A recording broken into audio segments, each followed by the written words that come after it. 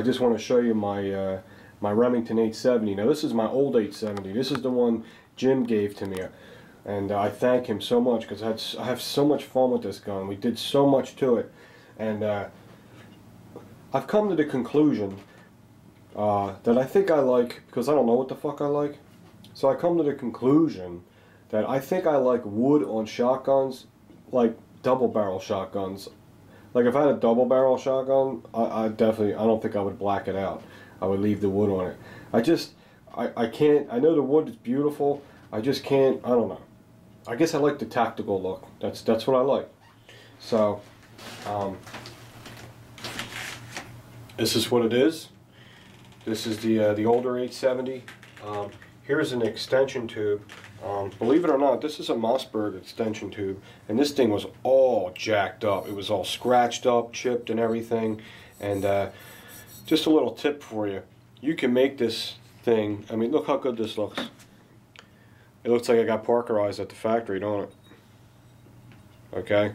There are certain acrylic spray paints out there that are really durable and will last just as long if you got one of these at the factory. This thing, we made this thing, well, I made this thing look brand new. Look at that. It looks like I just got it from Mossberg. That cool? And it's nothing special, because when you get them from the factory, they just spray paint them. I don't think they go through any kind of crazy process to make it last longer, because when I had this on here, which I'm going to put it back on here, the reason why it's not on there I'll tell you in a minute. When I had this on here, all I did was put the magazine clamp on, took it off, cleaned it a couple times. So I took it on, took it off, took it on, took it off. I might have took it on, took it off maybe 3-4 times. And where that magazine clamp was, this supposedly factory Parkerized finish that's on there was rubbed off down to the bare steel. So I'm saying, I mean, and I'm real careful with my firearms. You guys see how I am. So I'm saying to myself, if it comes off that easy, I can just refinish it myself with a high quality, you know, like a good Rust-Oleum barbecue spray paint like they use for barbecue grills or whatever. And that's what I did. And it looks fantastic. If you like this finish,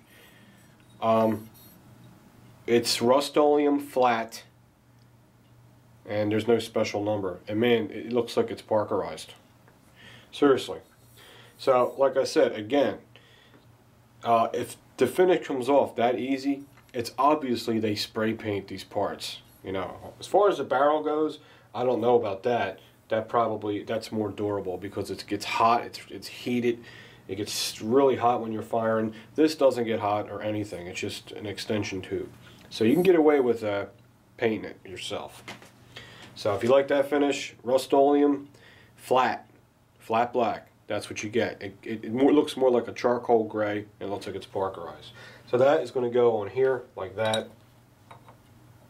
But the problem is, it's not on there yet because, can you believe I can't find a shotgun magazine tube spring? I've called everybody. Brownells. Do you know Wolf Springs is only 10 minutes from my house? The Wolf Spring factory is 10 minutes from my house. It's in Newtown Square. So I called them up. I said, can I come up there and buy a spring off you for my shotgun? No, we only ship them out and we're 3 weeks behind. Thanks a lot. So I couldn't get one off of them. Brownells didn't have any shotgun tube springs, because what I'm going to need is I'm going to need a longer spring, because the spring in here will not have enough tension on it once I put this on. Okay, there's a few things I want to cover when you convert your shotgun to an extended tube, especially this 870. You want to just keep it like that. I went back to this look because I like the look, but the problem is in here. I'll show you. Let's make sure the weapon's clear. And I just want to show you this new addition I got on here, what you guys think of it. This has a really nice action, this shotgun. I mean, it's too much light, man. It's too much light. Get the fuck out of here. Okay. This has got a fantastic action. And this is the Remington 870. I said it a couple times. It's got great action. As you can see, the extractor on the older ones are not machine. They are machined. They are not a metal injected molding part. I'm not saying that's 100% of the problem. But that was part of the problem. There it is here. And this gun, when I pull the extractor, it has a nice stiff hard spring. The other one was a little weaker of a spring. And then this one, the ejector in there has a more aggressive crimp in it than my newer one. So I don't know if that has anything to do with it. But this one, I can tell you, it doesn't have any problems with ejecting. It doesn't eject as, I don't think it ejects as strong as the Benelli, but it spits them out. It spits them out pretty good. That where you're not even concerned about it. Now this rail saddle, I got this off of Amazon, and no specific manufacturer. I just seen it and liked it. But the problem with it was when I got it, it was black and it was real shiny, and it looked real stupid on here because this gun has a flat Parkerized look. Same thing. What did I do with this? Sanded it down with Scotch-Brite. Got all the oils off it. Hit it with that same Rust-Oleum flat black that I did with this. So these are the exact same color. So now it matches the gun perfectly. Like the receiver and this are flat, Parkerized looking. Looks uniformed. It looked really cheesy with the black shiny on it. It looked very cheap. So now it looks good. And what's good about this is, what the hell's all that? What's good about this is, if I want to put an optic on here, which I'm not going to put an optic, or if I want to put a ghost ring up here, I can now. See? So it just gives you an option. Plus it looks really good, don't it? So there's the old 870. I know some of you guys are going to say, ah, you shouldn't have took your wood off. What did you do that for? It looks so good with the wood. To me, in my mind, that's what you sound like when you complain. Like Corky Romano. Alright. So we're all clear. And I did modify this shotgun for you new guys. Jim gave me this. Jim's from my area. He's a good guy. And he's with the Mavericks motorcycle group. And he called me up. He said, dude, I got an 870 and I'd like to give it to you because, you know, I appreciate your videos and I'd like to give it to you. He was just being a nice guy. And I said, sure, man. So we went out for the day. We went to Cabela's together.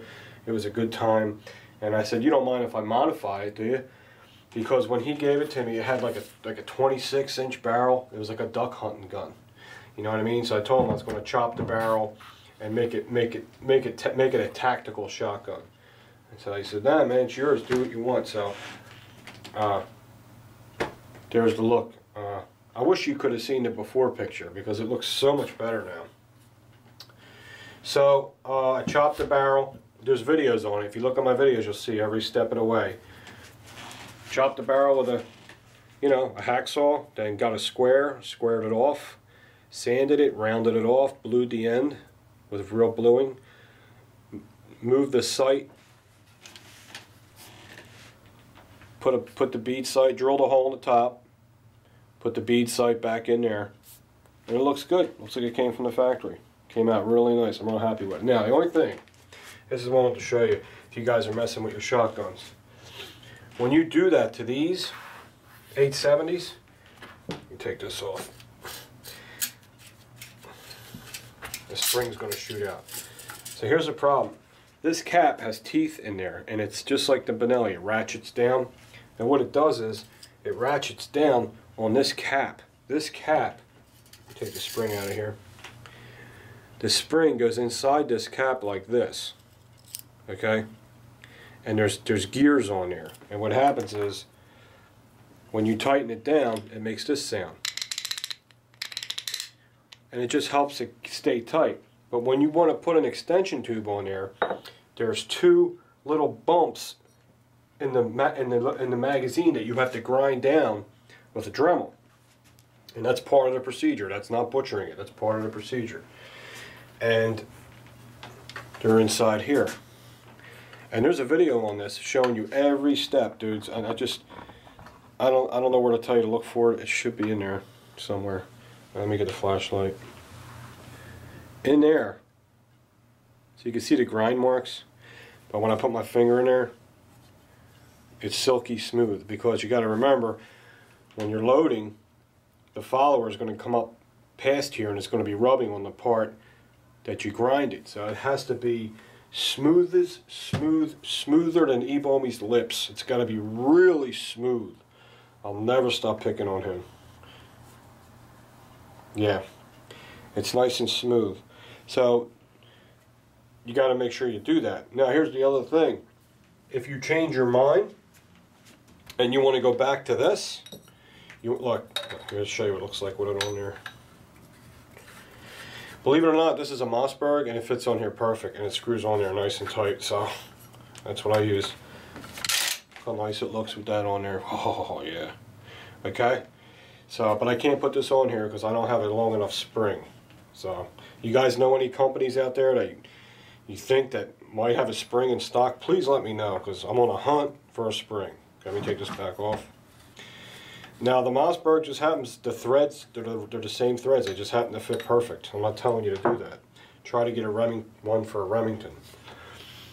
Now here's the thing, I'm getting off track because I don't shut the frig up. If you had it like this and you already grinded these out, and now you changed your mind like I do, and you want to go back to this, now you got a problem. Do you know why you got a problem? Because this cap has grooves in it, and the grooves go in here, and when you slide this cap in here, what it does is it holds the cap from spinning as you're putting the cap on. Well, now when I put it together, the grooves ain't there no more, so what do you think happens? Oh shit. What do you think happens when I try to tighten it? Yes, when I tighten this cap, this starts spinning. And then when this starts spinning, the springs gets twisted up in there. So, since that happens now, because there's no more bumps in here, I'm going to put it back to the extended tube, because I think it'll be more functional and more reliable that way, because it's back. That's the way this is designed to be now. It's not designed to be like this anymore. So the thing is, I got to get a spring. I got to get a spring, and then I'm going to put this back to normal. I'm just telling you this because when you work on your shotguns and stuff, you run into weird stuff like that. So you need to know this. So now this spring is this long. So figure it goes about, let me see, it goes to about, yeah, it goes further than that. It's probably a good 7 inches longer. Goes about 7 inches past here. So I'm going to have to get a spring that goes at least another 5 inches past this one. 5 or 6 inches. That's what they go by on Brownell salt. They said as long as it's at least 5 inches longer than the original spring in there, for a 2-shell extension tube, it will feed. So that's the deal. So I'm going to show you what it does, because the bumps are grinded out of there. So when I put this in, okay, feeling in the follower, put the cap on here. If it's going to go in for me. Now you know what, I got it in wrong. Okay.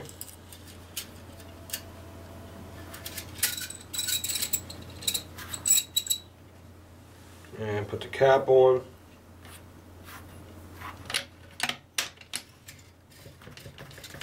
And what's happening as I'm turning it, I can hear the spring spinning there. I mean, I know it's probably spinning in there and it's okay, but I don't like it. I don't want that to be like that. Okay, so we can put some snap caps in there. A lot of shotgun talk this month, ain't it? It's like tomorrow's gonna be another shotgun video. Huh? All right, it's feeding it. Okay. shoot it that way. Last time I broke my Glock cup. See how it shoots it out real nice? Now remember, another thing, because I seen a guy's video, you can't test your shotgun with dry live ammo, and just because it's spitting it out doesn't mean it's going to work. You have to go to the range and fire it, because after you fire it, the base and the brass or the aluminum, whatever your ammo is made out of, swells up and it tightens up in the chamber. That's what you have to see if the gun can handle and if it's going to eject it right. So don't eject it. You know, I used to do it on my bed, like eject the shells out onto the bed because they don't bounce on the bed. But that's not a good test. You just got to go to the range and shoot it at the range to see if it's going to be reliable and eject right. So right now, I don't feel real secure with this gun because of the spring issue I'm having. So as